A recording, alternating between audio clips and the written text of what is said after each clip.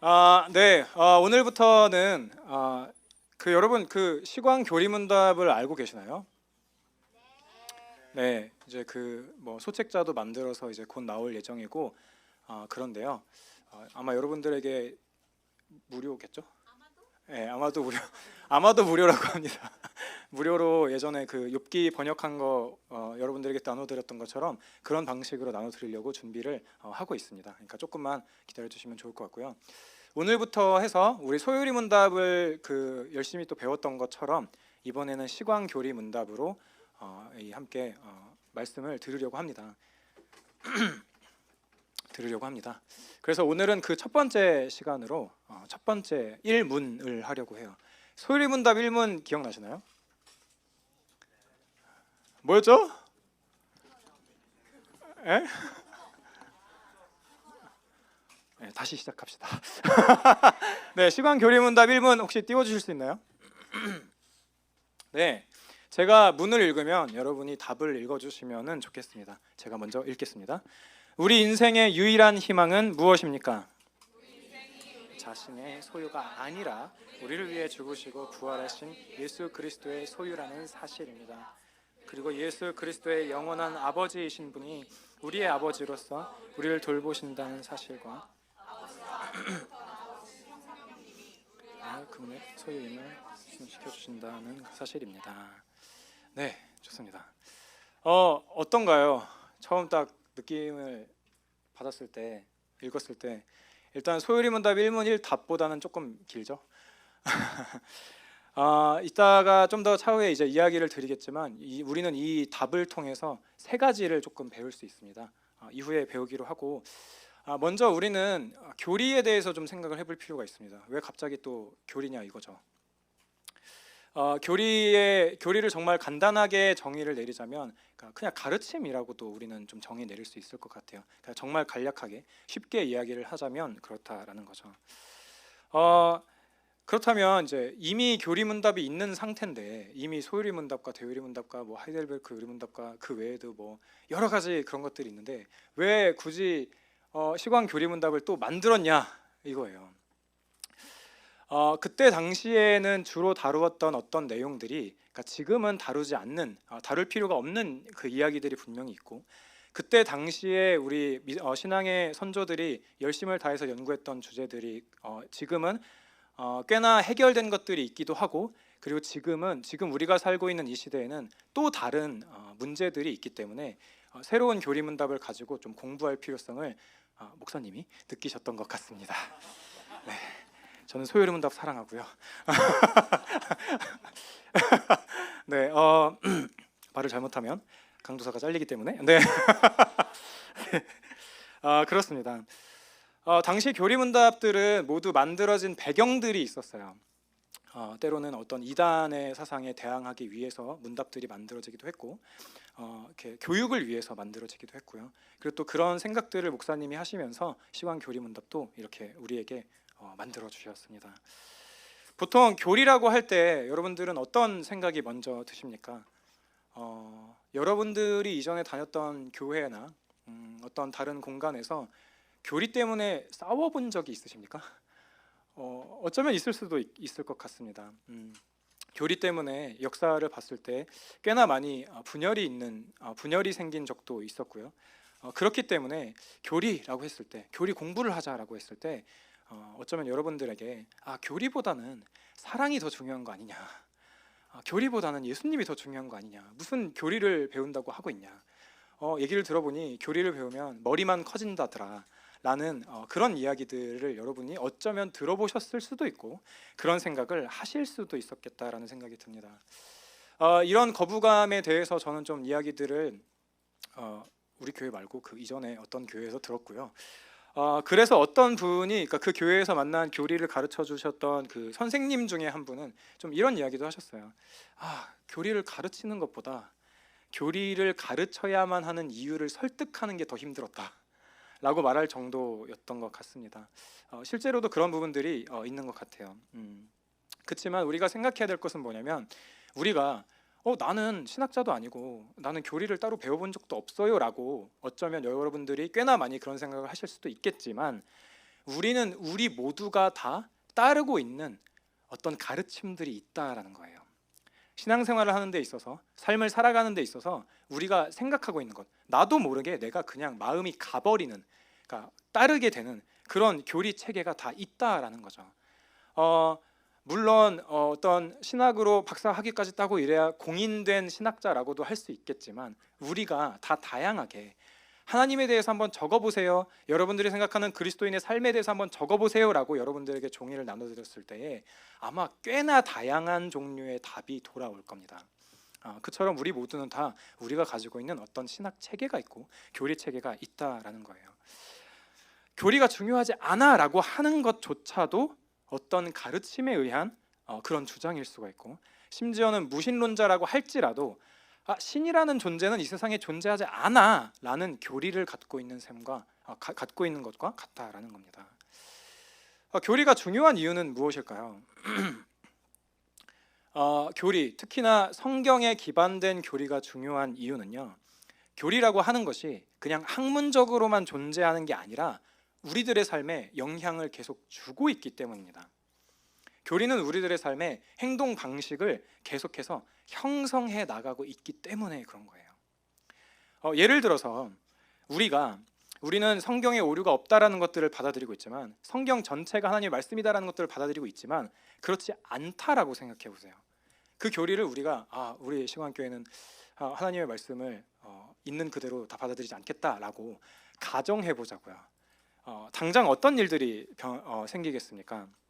그 교리를 우리가 받아들이지 않는다면 우리들의 예배는 어떻게 변하겠습니까? 지금 드리는 이 예배요, 혹은 2부 혹은 1부 드렸던 그 오전에 드렸던 그 예배는 어떤 방식으로 변화될 수 있을까요? 우리는 성경을 그대로 받아들일 수가 없어, 그래서 현 시대에 이해 가능한 것만 받아들일 것이고 현대 과학으로 증명 가능한 것만 받아들이고 나머지는 성경에서 빼버리겠어, 그렇게 생각을 한다면, 그런 교리를 우리가 받아들이게 된다면 당장에 성경을 펼쳤을 때 창세기부터 지워나가기 시작해야 될 겁니다. 이건 말이 안 되네, 이건 말이 안 되네, 뱀이 말이 안 되네. 거기서부터 우리는 지우기 바쁠 거예요. 그렇게 되면 우리들의 성경책은 매우 가벼워지겠죠. 잘라낼 것들이 한두 가지가 아닐 테니까 말이에요. 성경의 대부분을 신화로만 받아들이게 될 것이고, 예수님께서 부활하신 것도, 실제로 죽으시고 부활하신 그 실제적인 사건에 대해서도 과학적으로 이게 말이 안 돼. 그러니까 예수님은 십자가에서 기절하셨다가 다시 깨어나신 걸 거야 라고 그런 생각을 하게 될 겁니다. 그럼 그 예수님을 우리는 어떻게 찬양할 수 있을까요? 죽은 척했다가 다시 사신 정신 차리신 예수님이라고 그런 가사를 써야 될지도 모른다고요. 벌써 그런 종교라고 한다면 뭔가 신뢰가 안 가지 않겠습니까? 이런 교리들이 저와 여러분들의 삶을 계속해서 침범해 온다면 어떨까요? 만약에 그렇다면 더 이상 기독교라고 하는 이 기독교는 더 이상 우리들에게 희망을 줄 수 있는 종교는 아닐 겁니다. 기독교가 주장하는 대부분의 이야기는 그리스 로마의 신화처럼 여겨질 것이고요, 기독교는 재미있는 이야기 중에 하나처럼 여겨질지도 모릅니다. 이렇게 성경을 정의 내리는 교리를 우리가 정말로 따른다고 한다면 성경에 순종해야 될 이유도 사라지게 될 거예요. 그렇다면 남을 위해서 희생해야 될 이유도 사라지게 되겠죠. 왜 굳이 희생을 하겠냐 이 말이에요. 폴 트립이라는 목사님은 교리에 대해서 또 이런 말들을 좀 덧붙이고 있습니다. 여기서부터 이제 그 폴 트립 목사님이 하신 말씀입니다. 안타까운 것은 교리라는 단어를 사용하면 많은 사람들은 생각하기를 그것은 신학교에서나 논하는 추상적인 진리일 뿐입니다. 난 그저 예수님을 알고 예수님을 사랑하기를 원합니다 라고 합니다. 하지만 하나님 말씀의 교리, 즉 성경이 우리에게 가르치는 것들은 우리 삶을 위한 것입니다. 모든 교리는 우리가 살아가는 삶의 양식을 형성합니다 라고 이렇게 이야기를 하고 있습니다. 교리는 하나님에 대해서 이야기를 하고 인간에 대해서 이야기를 합니다. 그리고 이것들이 실제로 우리들에게 계속해서 영향을 미친다라는 거죠. 아까 말씀드렸던 예배를 드리는 방식, 또 이웃을 대하는 방식들도 우리는 많이 바뀌게 될 거예요. 또 이런 이야기를 합니다. 폴 트립 목사님은 히브리서 11장을 예를 드시면서 이런 이야기를 해요. 히브리서 11장을 보면 믿음을 정의하는 부분이 나오는데 그 당시 사람들이 무엇을 믿었는지는 읽을 수 없습니다. 그 장 전체는 그들이 어떻게 살았는지에 대한 겁니다 라고 이야기를 하고 있습니다. 믿음으로 누구는 이라고 하는 부분들 제가 한번 읽어드릴게요. 네, 약간 툭닥거리는 느낌이 히브리서 11장입니다. 믿음으로 아벨은 11장 4절입니다. 가인보다 더 나은 제사를 하나님께 드림으로 의로운 자라 하시는 증거를 얻었으니. 5절 믿음으로 에녹은 죽음을 보지 않고 옮겨졌으니.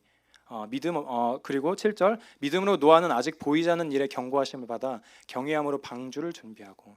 8절 믿음으로 아브라함은 부르심을 받을 때에 순종하여 장래의 유업을 받을 땅에 나아갈새 갈 바를 알지 못하고 나아갔다라고.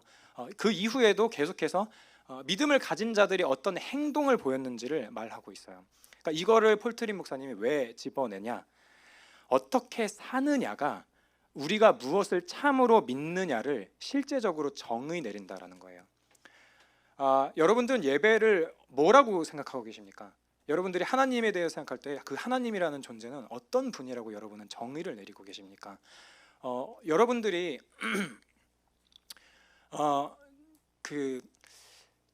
조금 과격하게 이야기를 하자면, 여러분들이 일주일의 삶 가운데서 단 한 번도 성경을 펼쳐보지 않는다면 그건 여러분들이 가지고 있는 교리체계의 영향을 받기 때문입니다. 여러분들이 가지고 있는 신학이 여러분들에게 영향을 미치기 때문이에요. 여러분들이 기도를 하는 것이 이 주일 예배에만 나와서 함께 드리는 시간에만 기도를 한다면 그건 역시도 마찬가지라는 거죠. 우리가 믿는 바가 무엇인지를 우리는 실제 삶을 통해서 그렇게 드러내고 있다라는 거예요. 굉장히 무섭지 않습니까? 우리는 뭘 믿고 있는 걸까요? 우리는 어떤 대상을 예배하고 있는 걸까요? 다시 한번 시간 교리 문답을 제가 읽어드리겠습니다. 우리 인생의 유일한 희망은 무엇입니까? 우리 인생이 우리 자신의 소유가 아니라 우리를 위해 죽으시고 부활하신 예수 그리스도의 소유라는 사실입니다. 그리고 예수 그리스도의 영원한 아버지이신 분이 우리의 아버지로서 우리를 돌보신다는 사실과 아버지와 아들로부터 나오신 성령님이 우리가 그분의 소유임을 확신시켜 주신다는 사실입니다. 이 답을 요약하면 세 가지로 요약할 수 있습니다. 먼저는 소유에 대한 이야기도 하고, 그 다음에 신분에 대한 이야기도 하고, 그 다음에 확신에 대한 이야기도 해요. 근데 먼저 또 생각해 볼 것은 왜 이 시광교리 문답은 1문을 시작할 때에 있어서 희망으로 시작하냐 이 말이죠. 왜 우리 인생의 유일한 희망이 뭡니까? 당신의 인생의 유일한 희망이 무엇입니까? 라고 이거는 질문을 하면서 시광교리문답은 그렇게 시작하고 있단 말이에요. 시광교리문답이 처음에 1문부터 저와 여러분들에게 물어보고 있는 것은 이런 것입니다. 우리의 인생에 있어서 우리 인생에 있어서 영원한 우리의 영혼을 맡길 수가 있겠냐라는 거예요. 맡길 수 있는 대상을 우리가 찾을 수 있겠냐인 거예요. 희망이 뭐냐라는 거죠. 네가 맡기고 있는 게 도대체 뭐냐라는 거예요. 우리 인생에 우리가 의지할 것은 정말 뭐냐라는 거예요. 어디서 우리가 삶을 살아내는 원동력을 찾겠냐 이거예요. 당신의 원동력은 뭐냐라고 저와 여러분들에게 그렇게 물어보고 있는 것이죠. 그리고 여기에 우리 삶에 있어서 희망이 중요한 이유가 있습니다. 우리는 삶을 살아가면서 희망 없이는 살아갈 수가 없어요. 뭔가 소망하는 것 없이는 살아갈 수가 없다라는 거예요. 우리에게 희망이 없다라고 한다면 우리는 미래에 대한 기대를 하지 않게 되죠. 미래에 대한 기대가 없다면 올바르게 살아가야 될 이유도 사라지고 열심히 살아가야 될 이유도 사라지게 돼요. 특히 우리가 희망이라고 생각하는 것들이 우리를 배신하는 것을 경험할 때에 우리는 더더욱더 절망하게 됩니다. 이 시대가 말하는 희망은 무엇이 있습니까? 지금 여러분들이 생각하기에 나는 이것은 내 희망이야 라고 하는 것이 무엇이 있습니까? 어쩌면 여러분들은 나는 단 한 번도 생각해 본 적이 없어요. 희망에 대해서 생각해 본 적이 없고 그냥 하루하루 살아갈 뿐이다 라고 말씀하실지도 모르겠습니다. 그러면 이렇게 질문을 바꿔볼 수 있을 것 같아요. 여러분은 어떤 상황이 여러분들에게 찾아올 때에 내게 희망찬 내일이 있구나 라고 생각하십니까? 반대로 어떤 상황이 주어질 때 내 인생에 더 이상 희망은 없다, 희망을 잃어버렸다라고 여러분은 생각하십니까? 이 두 질문은 우리가 희망을 두고 있는 대상을 발견하게 만들어줍니다. 내 희망은 무엇인가? 스스로에게 질문을 던져볼 때에 아마도 나오는 대답들이 상당히 많을 겁니다. 능력이 우리들의 희망이 될 수도 있죠. 내가 내 능력을 더 키워나가서 그것이 내 희망 자체가 될 수도 있고요. 돈이 될 수도 있고 관계가 될 수도 있습니다. 내가 나의 능력을 희망으로 생각할 때에 나는 그 희망을 유지하기 위해서 내 능력을 무한하게 발전시켜야만 할 것입니다. 한참 어떤 내 희망을, 내 능력을 개발하다가도 나보다 훨씬 능력이 뛰어난 누군가를 마주하게 된다면 이내 절망에 빠지게 될 거예요. 내가 가진 희망의 크기보다 저 사람이 가진 희망이 더 크구나 라고 당장에 느끼게 될 거라고요. 그럴 때 우리는 희망이 한 방에 사라지는 것 같은 그러한 기분이 들기도 하죠. 우리는 종종 관계에서도 희망을 찾습니다.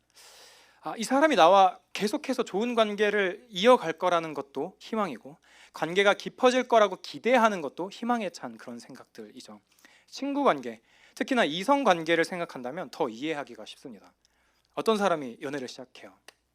관계가 깊어질수록 둘이 함께하는 시간이 더 오래되었으면 좋겠다라는 그런 생각을 하게 되죠.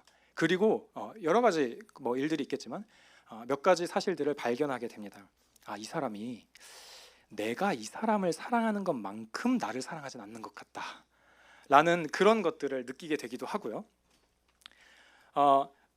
그런 걸 발견했을 때에 잠깐 실망은 하지만 그럼에도 이 관계가 끊어지진 않았으면 좋겠다라는 그런 희망을 갖게 됩니다.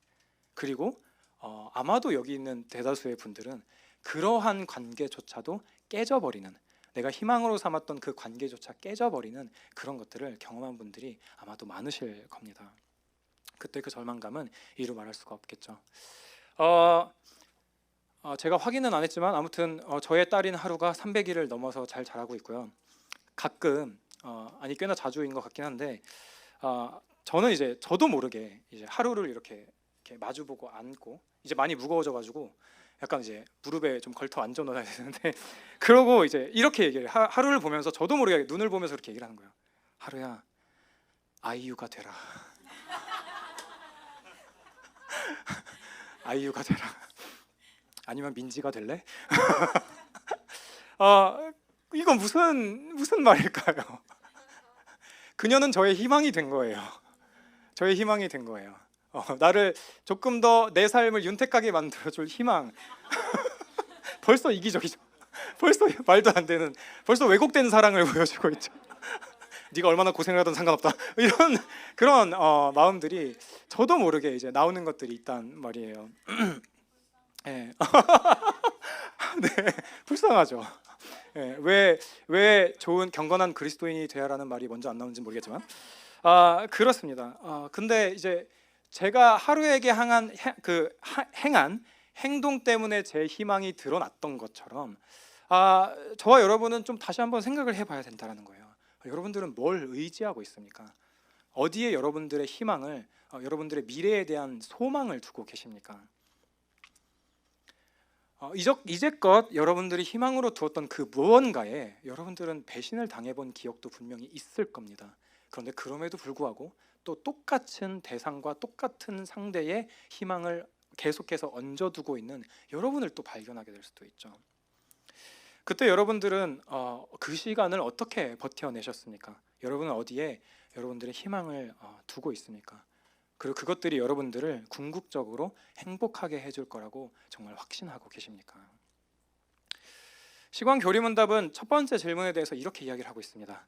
우리 인생이 우리 자신의 소유가 아니라 우리를 위해 죽으시고 부활하신 예수 그리스도의 소유라는 사실, 그리고 예수 그리스도의 영원한 아버지이신 분이 우리의 아버지로서 우리를 돌보신다는 두 번째 사실, 아버지와 아들로부터 나오신 성령님이 우리가 그분의 소유임을 확신시켜 주신다는 이 사실, 이 세 가지 진리가 우리의 희망이다라고 이야기를 하고 있어요. 희망이 뭐냐라고 했을 때 우리가 누구의 소유인가, 우리에게 어떤 지위가 주어졌는지, 그리고 이 두 가지에 대해서 어떻게 확신하고 있는지, 확신할 수 있는지에 대해서 우리에게 답을 내려주고 있다라는 거예요. 먼저 소유에 대한 이야기입니다. 교리문답은 우리가 우리의 소유가 아니고 부활하신 예수 그리스도의 소유다라는 것이 우리들에게 희망이 된다라고 이야기를 하고 있어요. 이게 어떻게 우리들에게 희망이 되죠? 차라리 하루가 아이유가 되는 게 더 빠른 희망, 더 확실한 희망처럼 보일 때도 있다라는 거예요. 그렇게 믿음이 안 좋진 않습니다. 내 삶이 나의 것이라고 한번 생각을 해보자고요. 내 삶은 나의 것이에요. 그 누구도 내 삶을 터치할 수 없고 건드릴 수 없다라는 생각으로 우리가 살아가고 있다고 생각을 한번 해보자고요. 내가 내 인생의 최종적인 결정권이 나에게 있다라고 한번 상상을 해보자고요. 우리가 하는 크고 작은 선택들이 우리들의 인생에 지대한 영향을 미치고 그 영향을 돌이킬 수 없다라고 생각한다면 너무나도 큰 부담으로 다가오지 않으시겠어요? 혹여나 성공한다고 한들 여러분들의 삶 가운데 감사가 들어갈 자리는 절대 없을 겁니다. 왜냐하면 내가 선택한 거고 내가 행한 거니까요. 내 삶이 나의 것이라고 할 때 우리는 이웃을 향해 무언가를 내준다라는 것을 엄청난 손해로만 여기게 될 겁니다. 내가 내 힘으로 벌어들인 돈으로 그걸 다른 사람들에게 그저 건네버리는 구제라고 하는 것이 말도 안 되는 바보 같은 행위처럼 여겨지게 될 거예요. 나의 삶이 나의 것이다, 나의 삶은 나만이 책임진다라고 생각했을 때는 작은 선택에도 두려워하게 되기도 하고 그 선택이 미칠 영향에 대해서도 지나치게 두려워하게 될 거예요. 그렇게 될 때에 우리는 더더욱더 도전하면서 발전하기 어려워지게 되겠죠. 그렇다면 내가 다른 존재의 소유라고 생각을 해봅시다. 누군가 우리에게 지시를 내릴 때 특히 우리는 그런 생각이 들기도 해요. 우리는 직장 상사의 어떤 지시를 받을 때에 그냥 저 사람이 나에게 이런 일들을 시키는구나라는 생각을 넘어서 때로는 이런 생각도 하게 돼요. 그 사람이 나를 가진 것 같아. 내가 그 사람의 소유인 것 같아. 왜냐하면 이거 해라 저거 해라 그냥 지시를 내려버리기만 하면 그만이니까요. 부모가 자식에게 지시할 때나 직장 상사가 우리에게 지시를 내릴 때 우리는 내가 하고 싶은 것이 아니라 나보다 능력이 실제로 많은 존재 혹은 나이가 많거나 더 지혜로운 존재의 지시 아래에 거하게 됩니다. 근데 문제는 이거죠. 과연 그 존재들이 항상 저와 여러분들에게 유익한 지시만 내렸냐 이거예요. 때로는 양심에 거스르는 일들을 우리가 해야 될 수도 있었을 거고요.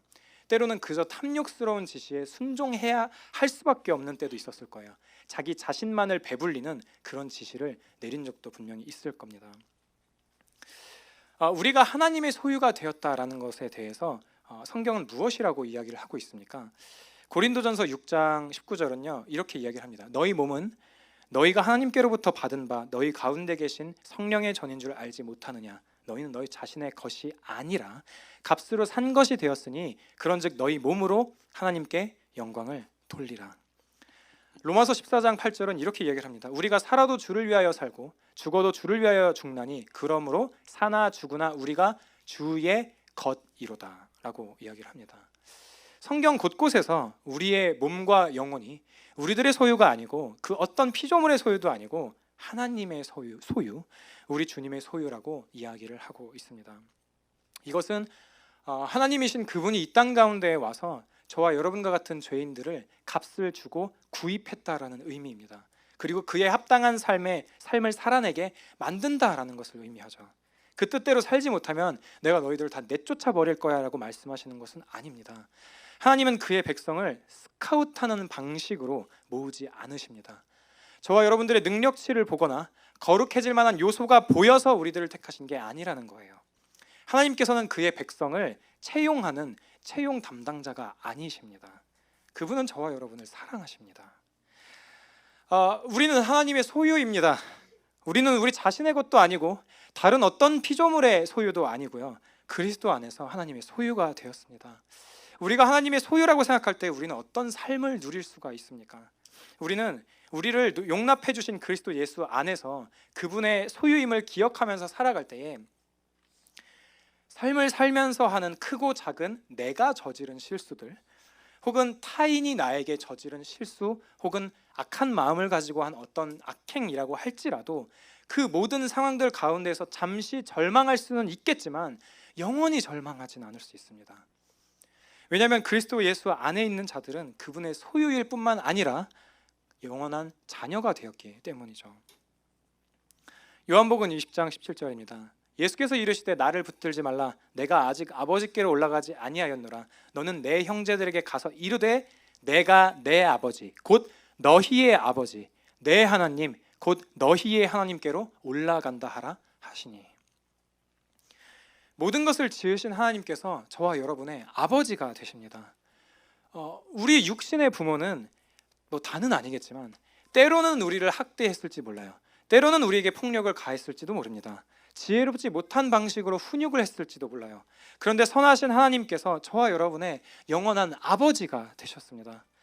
아무리 좋은 부모라고 할지라도 우리와 항상 함께 영원히 할 수는 없을 겁니다. 그런데 하나님께서는, 그 선하신 아버지 되신 하나님께서는 저와 여러분과 영원히 함께 하시겠다, 영원히 함께 하겠다라고 약속하신 그 하나님이십니다.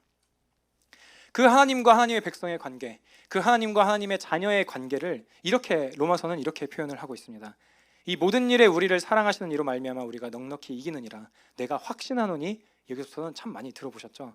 사망이나 생명이나 천사들이나 권세자들이나 현재일이나 장래일이나 능력이나 높음이나 깊음이나 다른 어떤 피조물이라도 우리를 우리 주 예수 그리스도 안에 있는 하나님의 사랑에서 끊을 수가 없느니라.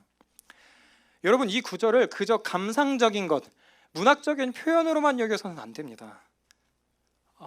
이건 너무나도 아름다운 구절이지만 이것은 말 그대로, 문자 그대로 그 어떤 것도 하나님의 사랑에서 우리를 끊을 수가 없다라는 것을 의미합니다. 하나님께서 저와 여러분의 아버지가 되시며 저와 여러분을 돌보십니다. 그저 소유물로 삼고 들고 다니시는 게 아니라 자녀 삼아 주신다고요. 가장 사랑하는 자녀 삼아 주신다라는 겁니다. 성령님께서 또한 이 사실들을 우리들에게 증거해 주십니다. 로마서 8장 16절입니다. 성령이 친히 우리의 영과 더불어 우리가 하나님의 자녀인 것을 증언하시나니. 이것이 우리들의 희망입니다. 이것이 저와 여러분들 또 그리스도인의 희망입니다. 저와 여러분은 이 희망 가운데 거하고 있습니까? 아니면 다른 여러 가지 희망 가운데 하나로 하나님을 그 정도로만 생각하고 계시지는 않습니까? 우리가 다른 여러 가지 희망 가운데 하나로 하나님을 생각하고 예수 그리스도를 생각하고 있다면, 다른 희망을 계속해서 가진 채로 그리스도 외에 다른 희망들을 손에 쥔 채로 예배를 드리면 어떤 일들이 발생할까요? 쉽죠. 내 희망을 지지하지 않는 설교를 들으면 은혜롭지 않다라고 여길 겁니다. 내 희망에 공감하지 않는 사람들을 만나면 점점 그들을 떠나는 방식을, 나와는 뭔가 맞지 않네 라는 생각을 하게 될 거고, 내 희망에 기여하지 않는, 기여할 수 없는 공동체라는 판단이 일어난다면, 판단을 하게 된다면 쉽게 떠나거나 언제든 떠날 수 있는 공동체라고 생각을 하게 될 것입니다. 희망을 만들려고 하고, 희망을 얻으려고 하고, 희망을 사려고 하는 모든 시도들은요, 우리 안에 절망으로 향할 수밖에 없는 운전대 때문에 좌절로 우리를 계속 이끕니다. 여전히 죄를 향해 관성을 가지고 있는 우리에게 예수 그리스도께서는요, 가만히 계시지 않고 우리들에게 훈수를 두십니다. 훈수가 뭔지 아시나요, 여러분? 훈수는 뭐 바둑이나 장기를 둘 때 옆에서 이제 구경하던 사람이 이제 저거 아닌데 이렇게 하면서 이제 이렇게 개입을 하는 것들을 말을 하는 거예요. 근데 중요한 것은 우리가 믿는 예수 그리스도는요, 우리가 거부할 수 있는 종류의 훈수꾼이 아니라는 거예요. 훈수꾼이라는 표현이 참 저급하네요. 그렇죠. 좀 그런데 아무튼 네, 그렇죠. 그분은 우리가 볼 수 없는 것을 보시는 분이며 우리가 이해할 수 없는 것을 이해하시는 분이며 그 모든 것들을 자신의 기쁨으로 여기면서 우리가 결국 우리의 삶의 여정에서 결국 승리할 것이다라는 확신으로 우리를 인도하시는 분이십니다. 그분의 훈수는요, 우리를 향한 가장 정확할 뿐만 아니라 가장 아름다운 수입니다. 왜냐하면 우리의 인생에 훈수를 두시는 하나님은 우리를 가장 잘 아시며 가장 사랑하시는 하나님이시기 때문입니다.